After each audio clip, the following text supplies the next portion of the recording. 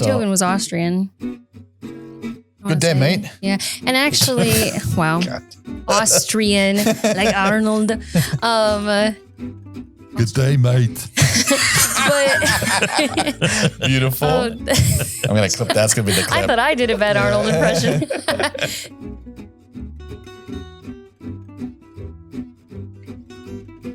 iPad erect. It happens to us all. That's why it ages. You can't keep your iPads up. I'm keeping that in. Ow, if it's not erect. Why are you laughing so hard? They're so easy to relate to. And now I'm sad, you know. Well, if only there were a physical way that was represented on your body.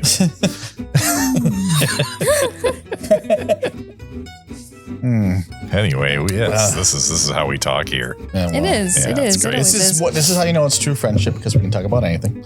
Yep. Truly can. That's why we made a podcast. Yeah, it's such. I always think about back to that time. It's just like, hey, you know, we should hang out some more. Hey, we should do a podcast. It's so incredibly stereotypical the way we started this podcast. I'm not gonna lie, but it's just like we have no more right to do a podcast than anybody else does. But I'm glad we did it, because it just sometimes things just take an effort to do, and you know. So here we are doing a podcast because we do it because it's hard. Not because it's easy. That was cool. We went to the Kennedy Space Center recently. Oh, okay. And we were watching JFK make that speech about like, we're going to the moon not because it's easy, or not because it's hard. I thought we were going back to the ED discussion there. Like, we do it because it's hard, and you gotta take that opportunity well. Sometimes they give you a little pill. I wish I was that clever. Yeah. No, I just like his New England accent. More beans for the chata. I don't know where from New England. Is it Massachusetts? Is that where he was from? I think Massachusetts was the Kennedys. Yeah. Now it's still. I mean, God, now I just wish they'd go away. Sorry. Are they? Again, I'm not going to talk about politics. Yeah, right. No. This time I brought it up, I guess. Yeah. Most of the time when I say that, I'm being kind of sarcastic because I don't care if we're not. But I do. I won't lie. Yeah. Yeah. Also, because there's just, you know what? Nope. It's boring. Like I'm sorry. Like I find politics boring. So let's talk about fun stuff. Yeah. Like, you know, that's why I'm here. Yeah. Like, don't bring my buzz down. I'm doing my part. Hey, Would you like to know more? ask me more about the Kennedys. No. I don't know that much. Ejector seat. Why is it not working? Yeah, we switched seats. Oh, no. Got myself again. It's like a bad like Pokemon episode or something like that. You Team know? Rocket blasting off again. Meow, that's right. Damn my inability to track seats. Seeds? Seats. Oh, seats. Like, I'm in that seat again. Yeah. Damn it. We're all such good listeners. Yeah. Or it's like they switched it around on me and everything. Yeah, I'm trying to remember what that's called. Is it? I think it's Monty, or is it 3-card Monty or something, where you bend a card and there's something under one of them. Or is that what that's called? I think it's called 3-card. It was like, find the red card, not the black card, black card. And then Johnny Five goes, that one. And then he goes, what are you, some droid? You know, and got him mad at him. That's exactly how it always works. Yeah, some droid always makes it. No matter who's playing it. It's so funny. So I have a idea for the second issue of second volume of my comic that I'm doing right now. And it's going to be something like that, where it's one of my characters keeps picking out what the magicians, all the tricks are. And then they get really mad. And then they use real magic. I was told not to, but I got it because this little just fix it. Thing's annoying.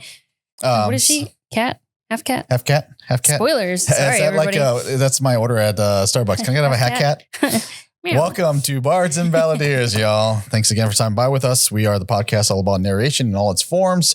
Also story. And story, too. Narrating story and music and narrative. And he's gonna get it eventually. Words. Like, what do you want me to do? Okay. Like, the podcast about story in all of its forms. That's what it says right here. Perfect. Not narration. Yes. We know who we are.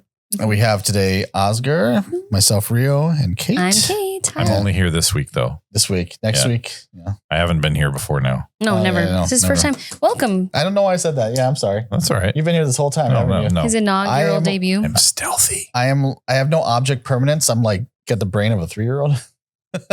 That's fun for me. Oh no! I have one of Don't those. say that. Did you hear the sarcasm drenched in my voice? I have one of those too, but I keep it in the crisper. So The crisper. It's in the refrigerator. Okay. Know that. If you're watching us on Don't get it. YouTube, I have a 3-year-old brain too, but I keep it in the Yeah. crisper. Crisper, yeah. Okay. you probably watch us on YouTube or listen to us Spotify, but you can also find us on iTunes, iHeartRadio, and Amazon Music. If you haven't yet, we have a Discord. Please join it. We talk more candidly on there. We have a lot of fun little memes and stuff like that we get to share with you guys, and some behind the scenes stuff. And you can find just videos, or there was one video a few weeks ago that we couldn't put into this one for reasons, but if you watch it there, it's fun. It's our Christmas one. But yeah, check out our links below. Got all the information there for our links for our books and website and Discord.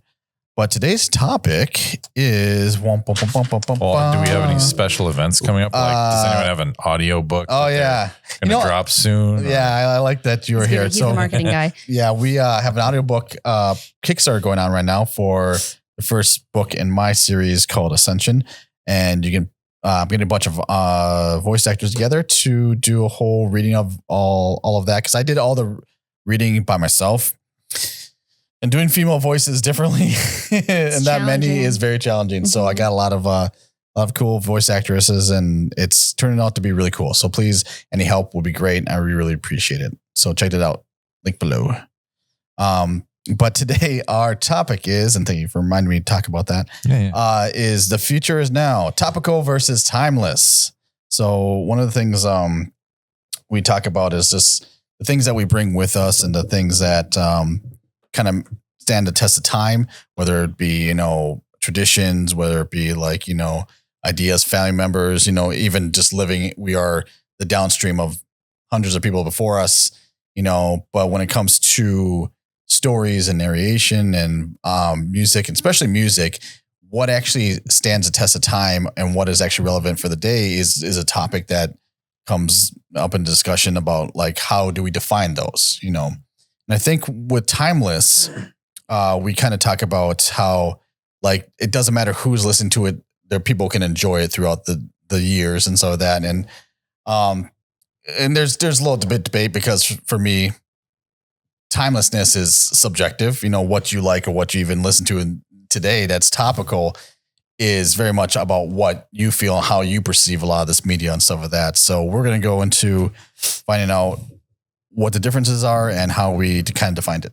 Right. And like, I know this comes up for me a lot because I tend to do karaoke every week, and, we have themes these days. And so sometimes the theme will be something like, war, and other times it'll be, what is it good for?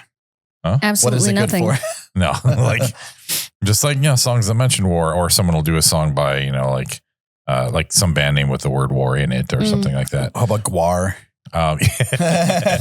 G-War. Yeah. You gotta dress up also. Yeah. S words. But yeah, so sometimes it'll be like that, and other times it'll be, breakup songs or songs that involve profanity and whatever. And then what you find is that whenever the topic is something like, war, a lot of topical songs get sung because they are written about specific wartime periods or wartime things, not just war in general. And then I become aware of this ebb and flow of, like, more topical and then more timeless, or if it's breakup songs, it tends to be more timeless. And so that kind of is like what inspired me to suggest this topic. Sure. I guess. Now, I know we talked about, like, when we talk about love songs specifically, like, you are more talking about the concept of, like, everyone has a love song despite what, like, genre of music it is in. Right. So the love song itself is timeless, but maybe not the content, but maybe not so much the sound or the, like, type of music. Right. Because if I had my druthers, if I had my way, jazz would be topical. How dare you? Because I don't like it. I hate Cowboy Bebop. I'm just curious. No, I like the show. You just don't like the music? I like some of it, but yeah, I'm not as into it as others that I know. And like, I'm not much of a jazz guy. Sure. It depends on the style of jazz. Sure. If it's everyone doing their own thing, not usually so much. But yeah, like, there are certain musical fads that flame out, especially like you find that whenever you get like a new sort of tool, like with the synthesizer, you got a lot of it where people are doing, hey, let's see what we can synthesize. And there was a lot of stuff that came out of that that's timeless, but a lot of it that was just quirky and weird and belongs to a very particular era that you can go back to if you care about it already, but it's not getting any new people. Sure. So yeah, that's something that definitely happens. But then you might have the content that's like, this is a love song. Okay, the content there can be timeless. The lyrics can be timeless. And you can be like, I'm never listening to this song again because I don't relate to it musically. Sure. I think a lot of times too is that because things can be timeless, it's almost like if you strip away the music and everything and you just like read the lyrics, like that could be like something that can still be enjoyed. But like there's like certain types, like I won't listen to country, and nothing against country or anything. Same. It just doesn't like resonate with me. And that's just anything really. Like I don't love horror, like, but that doesn't mean like I want no one to watch horror, but it's just, it's nice to like look at some of those lyrics and then find out how those are what is timeless, and but it's also different too when you talk about the timelessness of Mozart or stuff like that, because Mozart, and we were talking about this before, is that like the inception of some of these sounds or these like ideas or chord progressions or just like the orchestra in general, like that's timeless because you become the forerunner, the people who instigated in the first place. And that's, I think, very timeless, because even if you don't like that music, you kind of still got to give a little credit to where it all started. Right. Maybe it would have still came about, but it's because of this it did. Yes. Sometimes that sort of thing creates a new way of doing things. It's like a new formula. Other times it's something is just so good that people are doing derivatives of it for centuries. Sure. Yeah. Like I would say, like Tolkien's work is timeless in the sense that everyone keeps copying it. Sure. And there's various content there, sure. But like, what is that content timeless? Is it topical? I mean, it's not topical. It's hard for it to be that topical because it's fantasy. Sure. So it's not relevant to that time. I think that's part of why a lot of people write speculative fiction, is they don't want it to be tied to a particular like era exclusively. Like I write historical fiction, but that's because it's part of history now. Like everyone keeps going back to it. Yeah. It's not going to get old. That's not why I chose it, but I do like that. Sure. Right. But if it's a book on, like the Boxer Rebellion in China or something, like what the hell's that? A lot of people don't even know. That was decades and decades ago. In order for it to be timeless, it either has to deal with timeless concepts rather than the specific forms around those concepts, like the specific manifestation of them, or it has to be inventing something new that it's like a new direction that people want to keep going. Sure. Yeah. Or the reinvigorating of a song. Cause I was thinking about this a little bit. I know we have down here is We Didn't Start the Fire. And then they redid it. Was it Fall Out Boy? I want to say it's Fall Out Boy. Fall Out Boy. I thought it was, but I thought it was Green Day. It doesn't matter. I always thought their woke name should be Call Out Boy. Sorry. Jeez. Because calling out people for their their insensitivities, I guess. Call out girl. Yeah. Call out girl. There you go. Yeah, there you go. Call out non. Let's not go there, man. Yeah. Sorry, I said anything. No, I it's said okay. it. No. But when you listen to We Didn't Start the Fire, every like thing they talk about, like Vietnam, yeah, all the topical things. Yeah, right. And then now they did it, and it's got like Bitcoin and AI or whatever is on the words, and like things like COVID or whatever. I think it was right before 2020, if I'm remembering correct. Yeah. Or maybe it was right after. It all blended together. Well, and is that song catching on again? Yeah. With new people? I'm sure. Okay. It was on the radio for a while, but I don't listen to it. I don't know. We don't listen to radio. Really. Yeah. We got streaming I'm services. curious to see like how popular it was. I'm gonna check the stats. I'm curious to see how many like listens it has on Spotify. Might give a good idea. But I think Fall Out Boy was also on their trailing end, I think, of being relevant.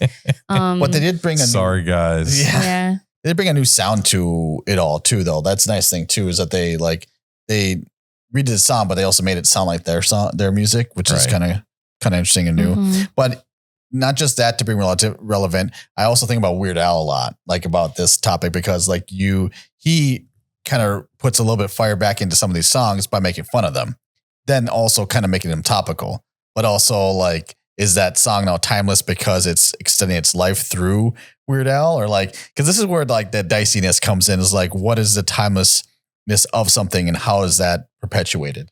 Right. And it's funny, some of his songs are more timeless than what they're based on. Right. Where, people be singing Amish Paradise forever. Yeah. But like Gangster's Paradise, like, I don't know, within certain populations, that's maybe timeless. People like love it, but I think that might be more of a nostalgia movement. Maybe. But Amish Paradise, like the Amish have been around a while. Mm-hmm. Yeah. I just think the juxtaposition in comparison to like Gangster's Paradise is also what makes it funnier and like just more fun to sing. I don't know. I've never analyzed the original lyrics, so I don't exactly know. Really should. But it is very topical for very important for that community, whatever, and how it affects them in the movie too.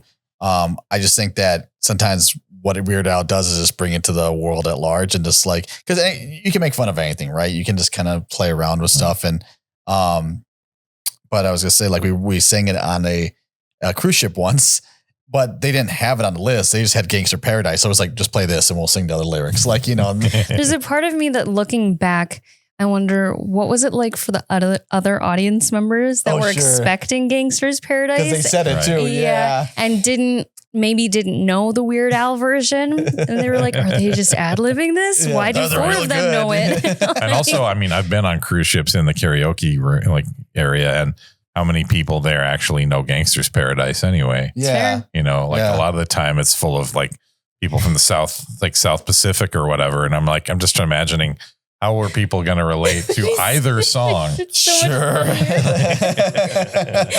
Now they're thinking that I listened to Gangster's Paradise on a cruise. Yeah, and then like this song starts, I'm like, I've heard this. Yeah. No, I haven't. This is new. But there's also looks too. It's like, why a white boy getting up on stage and sing Gangster's Paradise? Yeah, like, four of them even. No, I don't know about that, because then the question begs itself, like, why is this Filipino dude getting up and singing Sinatra? And which they love. Yeah, I've been like, no shit. They're like, it's timeless for them. Yeah, and I think that's another thing that's worth segueing into a little bit, is sometimes there are populations that enjoy a particular set of songs or artists or whole genres of music that you don't even know about until you look. Yeah, like a lot of the artists that I follow, a lot of the new wave people and like 80s, 90s artists, they are stunned. They're downright floored by how giant their audiences are when they go to South America. Mm-hmm. Sure. And they're like, we didn't even know we were a thing here. Speaking of, Iron Maiden is actually one of them. They've huge, or had, at least like during the 80s, they might still do, have huge fan bases in those South American countries. Mm-hmm. And so they just... You listen to, my dad has DVDs of their concerts. Okay. Yeah. And so you listen to those DVDs, and the crowd is saying like the melodic, like guitar part. Yeah. It's an instrument that's included in the band at that point. Like it is the song. It is the song. And it's fantastic, because then growing up, that's what I remember hearing, and hearing the original like studio version without the choir, essentially without the audience singing along with it, almost sounds like naked. Yeah. Which obviously it's still good on its own, but I mean, if you look at it too, it makes sense. And this is slightly off topic, but like back when those songs first came out, they reached all these countries, but people didn't tend to tour there because there was a lot of political instability. And so a lot of these people who grew up with this never had the opportunity to go to a show. And now they do. Right. Because are you kidding? And now they're like older and they have money, and there's more stability, and they're like, oh my God, I can't believe I'm going to get to hear this live. Yeah. So of course they're excited. They're going to go there. They're going to get the t-shirts. They're going to get all the merch, all the drinks, and wait in line all day just to get in. But or even when like people are more popular, they're not popular here in the United States, but they're popular outside. Like David Hasselhoff is like super popular in like Germany or something like that. Well, and even with the, Spinal Tap, which was like fictional. But, how do they get back together? Oh, early, we're charting in Japan. Oh, that was the thing. How it goes, yeah. They're charting in Japan right now in Japan. I've seen the movie. It's one movie I've never seen. that's you'd like it. Yeah, I think you would. Yeah. Mm-hmm. But yeah, back to Iron Maiden though, and just that's our topic today. Yeah, it's just Iron Maiden. No, just talking about lyrics that have like stories or morals or lessons that sort of transcend no matter what time period you would listen to it in. And one of those examples, even though I do have a sentimental tie to this song because I grew up hearing it, and I personally have a fear of the dark. The song is called Fear of the Dark, and it explores what it's like for this character. I assume it's a man, just going, having the paranoia, the anxiety that goes with, having this fear of the dark, which is almost this sort of like primal fear that almost everybody can understand, even if you aren't afraid of it yourself. Yeah, because it overlaps neatly with fear of the unknown. Mm-hmm. Exactly. That's in my notes too. And I just think that Stephen Harris I tend to like his lyrics more. He's the bass player. Of course. But all of them seem to have like just a good storyteller. Like, and I think Bassists usually are. They usually are. Oh, the bass of all the songs. Whoa. It's part of the rhythm section. It is a string, but it's really? Technically. In like a jazz band sort of area, rhythm is usually like, I want to say, somebody correct me, bass, drum, and piano. This has rhythm guitar. Right? Probably. Yeah. Okay. Probably. Yeah. Rhythm is like the timeless part, and the guitar is like the topical part because it's like you got to have that heartbeat just kind of keep on going. You've got deep structure, that's the basis, and then you've got surface structure, and that's the details. Mm-hmm. Singers, like what you're throwing down, man. I like that. Yeah, clarinets. I'm just kidding. Don't you dare! You thought you'd sneak clarinets by? Are you kidding? I hear that. I just got twinge, and I was like, yeah. That gave me back pain. Try being a viola player. Like, goodness gracious. No, I don't know. I'd rather be a viola player than a clarinetist. So I'm just saying. I like hearing that actually. Yeah. More violas. I think another, almost in like a comical sense, another version of this, the song Tequila.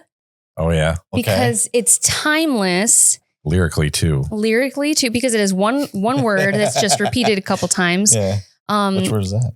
Tequila. But it's like a party song, essentially, because everybody's ready for it. They're waiting for it. The anticipation, you're just, when you're listening to it, you're just supposed to have a good time. Right. There's no other lesson. There's no other story. Like you're singing it in your head. I'm singing in my head. Yeah. And I think that it's comical answer to this question in a way, but I just thought about it as we were talking. I was like, why didn't I think of that one earlier? You know why it's timeless? Why? The timeless part is call and response. Sure. Yep. There's somebody that's primal. Like that is in us. It is. It is. Mm-hmm. There's somebody who said like, I'll give you like $100,000 if you can sing a song verbatim, all the lyrics and everything, and like you get to pick the song. It's like Tequila. Brilliant. Yeah. God damn it. $1,000 is your. Don't even bother here. Just take it. Like and I did know a guy who sang that for karaoke once. Nice. But he did it in a way where every time Tequila came up, he just looked bored. He's like, Tequila. And it was hilarious. I love that so much. But yeah, it truly is timeless. And again, that goes into like what makes a song timeless. But I don't know. I think everybody that listens to that is just going to enjoy the moment because it's silly. And it must be a saxophone playing the melody in the instrumental part. Yeah. Oh yeah. I think, Yeah. Which, like, as much as I don't love woodwind instruments, I'm biased. Sue me. Don't sue me. Please don't. Don't sue us. Sue her. Yes. Yeah, just her. She's part of Orca Entertainment. Like, get the big parts, for some reason, like they get people going, you know, and like, it's just something about the tone, something about the range. Like just everybody loves a good saxophone. It's kind of a sexy instrument. It is. Just saying. I didn't realize until I got into the world of like musical reactions, how much like even modern audiences, like look back at old songs, like old 80s songs that have a lot of sax in them. And are like, I love the saxophone. And everyone else at that era just kind of forgot about it. Mm-hmm. I think the saxophone was a casualty of somehow the backlash against synth. Because I think it was a lot of synth pop type stuff that would have, sometimes they have like a sax solo in there or something. I think maybe they threw the baby out with the bathwater. Yeah. Not that I think either is the bathwater, because I like synth, but you know. Yeah. I like real instruments. Yeah. And I do like saxophones. It is real instrument. It's making sound. Sound waves are all the same. It's a different, it's when it tries to mimic and replace other instruments is when I have a problem. But it's not. No. In some, I can hear the tonal difference. Okay. Wait, the saxophone or the synth? No, the synth. Okay. Synth is replacing. Because I've heard the sax used that way too. It's like, well, it's just trying to mimic vocal. Tenor saxophones only. No, it's, you know what? No, it's not worth diving into. No, I want to. No. I could have a whole episode of my own. Let's fight on Discord. Ooh. He's writing it too. Why it's the superior instrument. It's similar to like the phenomenon of like doppelgangers or the uncanny valley. It's the same. We'll save it for that episode. Yeah. But more songs, I guess, that have transcending, like I was interpreting it as like transcendental lessons in the lyrics. Sure. But you guys are right that, you know, if you were raised on, let's say, country music, really? Yeah. And cat singing. You're going to probably like more country music, and you like it for a reason, you know, like whether it's like traditional country music, like guitar, you know, drums, bass, like a real band, or like folk country, or, you know, bluegrass. You're probably gonna, if you continue to like that music, and if you were, let's say, conditioned to like a particular sound, you're gonna keep listening to that. And so then other genres of music will probably be less timeless to you. Right. I think it's heritage. A lot of it's heritage. And whether that is like cultural or like familial or whatever it is, like I know about like Journey and a lot of like that 80s rock because of my brother. My brother's 14 years older than I am. And he passed that down. And now it's some of my favorite music because, and for at least that idea, it keeps it timeless in our family and what we know. And now probably we have our kids, you know, pass it down to them too. It's like, you want to listen to something good? Let's listen to some Journey. You want to hear the voice of an angel? Let's listen to some Journey, you know? Yeah. And then a lot comes with that and then it maintains that feeling because like I have these great ideas and memories of being with my brother road tripping and we're listening to this music for the first time. And hopefully sometime in the future, I'll be able to share that with someone else, you know? Yeah. I think, trying to remember what I was going to say now. We were joking, if you think about it, just interrupt me. We were joking about like some of the topical music that like just seems to be catchy and gimmicky at the time and like WAP, if you know what WAP is, you know, and it's just like, it's almost like when songs are just made to be ridiculous and they're just catchy for that reason. And then people just like them because they're kind of memey and then they just kind of disappeared, but that's okay. You know? Yeah, I did look into it a little bit more. Did you remember what you had to say? Okay. When I did that, I was like, oh yeah. Okay. But no, like I'd read something that both like rap and country music tend to be like different forms of working class music, like specific. Oh. So like country tended to be like, you know, I don't know, like there are always derogatory terms for this, like white trash, whatever, but like kind of more small town, rural, like, you know, lower, like working class white music, and rap was more rock like that too. Oh yeah. Like, and I know rap tends to be more, a lot of time, like urban, black, working class music. And I still don't like either one generally. There are exceptions to that, but, and you know what, like lots of us are working class. So obviously that's not sufficient as a delineator, but I feel like there's something to it. I think probably because the lyrics of whatever those genres are discussing are relevant to whether that urban environment, the country environment, I would say where rock might fit in is just different types of urban environments, maybe. Do you play an instrument? No, I mean, just this. Yes, that's your instrument. It's still an instrument. You're thrusty. But I would, sorry, I was. Sorry, go ahead. I'm interpreting what that means. That's not good. No, but I think that usually just the topics that they're singing about are relevant to those groups. Mm-hmm. And that's, I mean, what one group is concerned about usually isn't the same that another group might be concerned about. For sure. Regionally, culturally. There's probably a lot that goes into it. But I think that a lot of it's not even about the lyrics or the content. That like the style of music a lot of the time too is, I think it's more about in-group identification. And working class people in all parts of the spectrum, every ethnicity, working class people often have a strong sense of in-group where that they don't tend to deviate, like go outside of very much, partly because they don't have the means. Yeah. 100%. And so like, that's the sound that they've all sort of identified with. Sure. And that sound feels more familiar and homey, no pun intended there, but, word, it feels more like relatable. And so any kind of thing set in that is just kind of automatically, it's like gets a pass from that kind of that level of sort of gatekeeping. It's like, sure. It's like, it's like it's family, you know, you let it in cause it's family and it's like, always going to like your family more than other families, you know? I mean, I know like, I hate bringing up like, you know, like, the line working or like the prisoner working where the people are just singing songs to pass the time, but it's unifying. Like chain gang music. Yeah. It's unifying for them too and everything. One of the things why I asked you if you played any instruments, was because I wonder that like when you simplify things, people who have, I don't want to say appreciation for like music, like you have appreciation for like acoustic and stuff like that and real instruments and everything. And we tend to have like appreciation for synths and like other like, you know, EDM and stuff like that.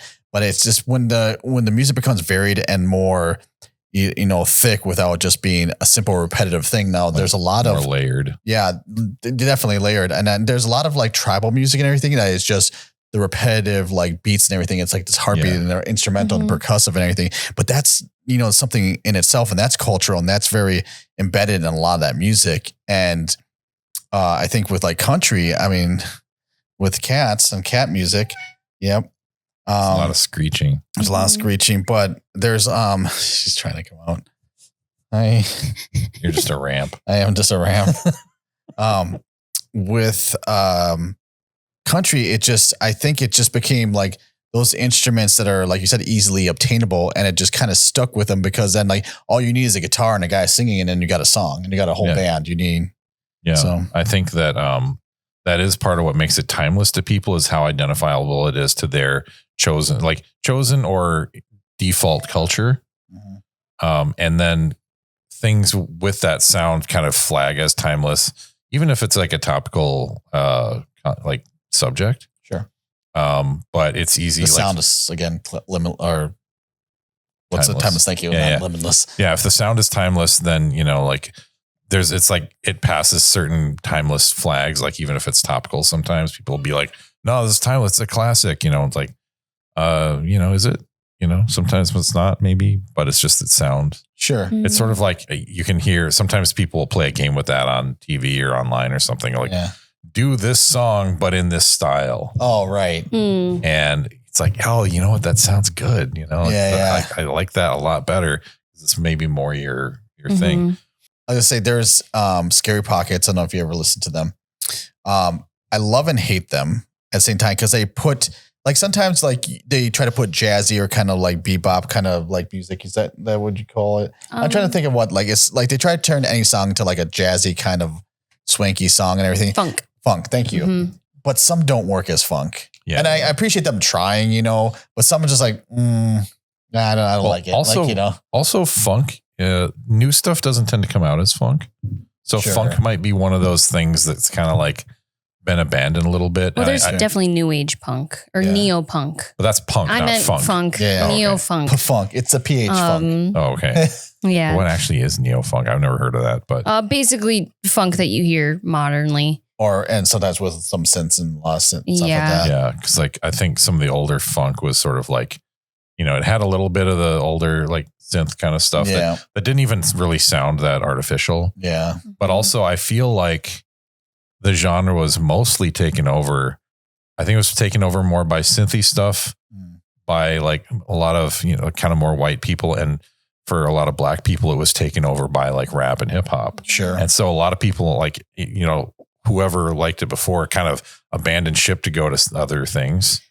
I'd be interested to see, because I want to assume that like blues turned into rock turned into, heavy metal or, funk, and then funk potentially like morphed back into it to make prog rock. I'm just wondering where prog rock came from. Progressive rock. Yeah, thank you. Yeah, like old Genesis and Rush and things like Fish, that. Yeah. Rush. But Rush. yeah, I'm just wondering like what would the tree of genres look like? And you know what? That stuff is out there too. And a lot of it, like you're going to get some detail in there about how Elvis basically was, like a lot of his music was co-opted from black culture, and all that kind of stuff, and because it was good. It's like it's not like blues morphed into one thing. Sometimes things were co-opted and like really kind of marketed. Music, though? It's sort of like more like heavily marketed to the point where if you can market things so well that you're almost like forcing people to like listen to them a lot. And I'm not saying I get that. I'm not saying it's all artificial, but it's heavily influenced. I'm just saying, like, Agreed. if you want to, it's like saying like Eminem can't do rap because he's not black. Like I don't. Right. No, it's more like when I say co-opt, and I'm not a big, cultural appropriation person, but like, it's more like when you take stuff and then don't like, there's no credit. Like you're sort of erasing your tracks. And like, hey, we're going to take all this stuff that's like not really, out in mainstream culture, which at that time would have been white culture. We're going to like put it all in there and we're going to like just kind of erase our tracks that lead from over there. And because they have so much money and relevancy and power that's going to get the limelight versus the original. Right. And then it's like, where did this genre come from? Maybe it came from over here. It's like, they made this up. It was a hybrid of a couple things. Yeah. Sure. Yeah. Show our work for half of it and not the other. I'm just saying you would have to travel back so far. 50s. Like, I mean, before then, like then where you go before? Well, they got the music from. Yeah. This is why I'm not a big. I feel like I think we all recycle every culture that we come in contact with. Yeah. But like that's how I feel like there are elements of that because that's how history works of co-opting things either through assimilation or conquest or various other things. And I'm like, okay, like no culture has a monopoly on that. But like that's as far as I want to go with that subject. But so one other area is like speaking of context, actually, that I wanted to sort of highlight specifically under the topical portion of this is movie soundtracks. So like the pop song that will be like put out with the movie. So like Armageddon is I Don't Want to Miss a Thing. Avatar was Leon Lewis. Rocky 3. Yeah, sure. Eye of the Tiger. Eye of the Tiger. Really? Yep. Yeah. And so where that came from. Typically, like the pop versions, it helps to know the context of the movie to get the song, but it's also marketed to a point where, or like maybe written to a point where you shouldn't have to know the context of the movie to really get it. But I think it's fun when you do actually need that context. And a song that I've listened to recently was after the most recent Hunger Games movie, which I guess was the Ballad of Songbirds and Snakes. I've not watched it, but the song is Can't Catch Me Now by Olivia Rodrigo. And it just came up on my playlist. And I like folky type songs that, might just have, singer, obviously background vocals and, guitar, simple stuff. And the lyrics, I don't really listen to like the lyrics unless I'm like sitting down and like reading them as I'm like listening to the song. Occasionally, if I listen to it enough, I'll get it. You'll pick up on them over time. Yeah. But this one, I was just going through my song list just to try to find like topical versions. And I was like, oh, it's from a movie or to supplement a movie, let's say. Yeah. And it is about, how this character or characters in the Hunger Games perseveres in the face of oppression and how she wants to sort of be a permanent thorn in the President Snow's side, I guess. I still haven't watched the movie. I totally got this from online.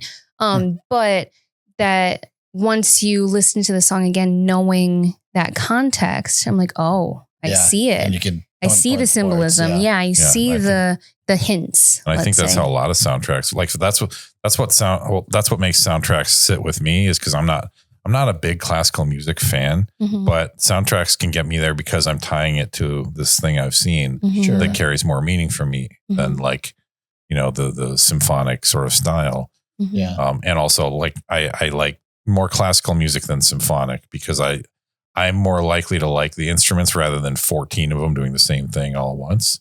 Wait, you say classical versus symphonic? Do you mean classical, the time period? So like Mozart? Classical instruments, not like the historical, like this person or that person, but like classical instruments doing a thing. It can be even modern composing, but like, it's like orchestral is like you got like full orchestra where you've got a section of violins and stuff. I'm good with individual instruments, like classical instruments doing a sort of thing. I don't know how to classify classical music. Thinking like, but like, if you've got a violin and, a harp and, like whatever. So like chamber ensemble almost. Yeah, cello and all that. But yeah, chamber, not like the giant, like the full orchestra kind of thing. Okay. Yeah, I'm less of a John Williams fan than you, but that's fair. That's fair. But yeah, makes like sense. I think that, again, that's another cultural thing. That sounds like this. It's, timeless because it's orchestral or something. If only because is such a ignition point for so much theory, music, all that stuff. And a lot of people used it and it just is building upon building. Like, are they the first to ever do musical stuff like that? Probably not, but it has to start somewhere, and I think if anything to be designated as timeless, I keep wanting to say classical, it is classical music. I really do believe that Disney? No. What did you say? Classical. I heard Disney in there too. Oh, okay. Disney. Yeah. I'll check I'm sorry. It was probably two other words that sounded like Disney. Classical music is that start to a lot of music because it's when we were affluent enough, when we had the time and effort and money and like would write these things down and work towards the betterment of music as a whole. Everybody again had their songs that they were passing down in their villages and in their little communities, but like classical was that organization, was that thing that really permeated through a lot of like cultures, a lot of British colonies, I'm sure, but like, a lot of, Dutch. And Dutch and stuff like that. Beethoven was Austrian. Good day, mate. Yeah. And actually, wow. Austrian, like Arnold. Good day, mate. But beautiful. I'm gonna clip. That's gonna be the clip. I thought I did a bad Arnold impression. No, Bach is actually Johann Sebastian, to be precise, is one of the main, like, you'll see composers from corresponding time periods go back to like he's the OG of it, from your guys' perspective, classical music, whereas like classical is a time period specifically. And Bach was before that, and then there's also like other composers like Haydn. He's also, people refer back to them. And so it's funny then to see how few like corresponding time periods will reference back to ones from the previous one and how it's all built up on one another, and how genres in music are fascinating to me because people give more power to them than I think we need to. I can't think of a better example of showing the clash between topical and timeless than you referring to Bach as the OG. Absolutely. I want that on a shirt. Bach is the OG. Sunglasses on. Yeah. It's like dun dun dun dun. I hear it now. I do. Yo, B-Dog. Beethoven, dude. Yo, B-Dog put in some mad chords in this progression. It makes me think of, there's a little strip comic where it's like, it's got like artists like, I'll never be as good as the originals, and it's got like Rembrandt saying, I'll never be as good as original, and it's got somebody else, I will never be good as original, and then it goes back to the caveman and he's got like his little drawing, he's like, I'm the best. That's great. Yeah. Mm-hmm. But yeah, like, you're talking about movies and such, and like this is kind of like a weird hybrid for me between, you'd mentioned We Didn't Start the Fire as Sure. like updating the thing, and you're mentioning like visual media. And I'm thinking of, again, Beavis and Butthead Sure. has had 3 waves of its show now. And they started off like they're, in between the actual stories, which I argue these are timeless characters. Sure. Like we've all met people like that. And I'm sure they existed centuries and millennia ago. Oh yeah. Just idiots who are very single-minded and just uninvolved. You know, like that's its own level of humor. But they're all around topical things, like, like maybe even the individual, the stories will be topical, but they're always watching like, music videos in the original show. Yeah. And then the next iteration of Beavis and Butthead, they were watching like shows like reality TV. Oh, geez. Yeah. And so they were updating that even. Yeah. It was like they were watching things like Teen Mom and stuff and then like just ripping on it. And it's just like, yeah, she's kind of hot. Come home to your, why don't you look after your kid? This makes me think now that we should do a whole video on reboots and stuff like that, because it's that extension of the shows and trying to bring it back to relevancy, trying to bring the topicalness back to it. Like the new King of the Hill actually does a pretty good job of maintaining the feel of King of the Hill, but also bringing it to this new topical thing. And because I was gonna bring up South Park and all this stuff, how that is the like premier topical thing, at least for my generation, for millennials. And but I think that's a segue into another episode of just, topical versus timeless in different forms of media. Sure, yeah. Because there's definitely room for it. I mean, music, we could have talked about one specific genre and still filled 45 minutes. Or synth pop. Yes. See, Sibby doesn't even like it. Oh yeah, Sibby, are you telling us? He's like, let me go over to him. I don't like him more. But thanks for joining us, everybody. Obviously, we had a lot to discuss in this one, and then we could discuss even more in the Discord. So reach out to us there if you have other thoughts or, corrections, intriguing things that we discussed in this episode. Let us know there or in the comments.